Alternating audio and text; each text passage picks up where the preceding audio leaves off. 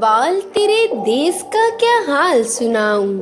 بے باکی و ہگوئی سے گھبراتا ہے مومن،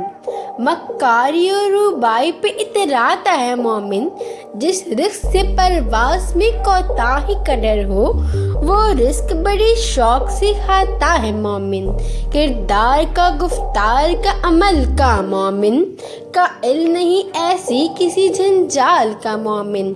سرحد کا ہے مومن کوئی پنجاب کا مومن، ڈھونڈنے سے بھی ملتا نہیں قرآن کا مومن، اقبال تیرے دیس کا کیا حال سناؤں۔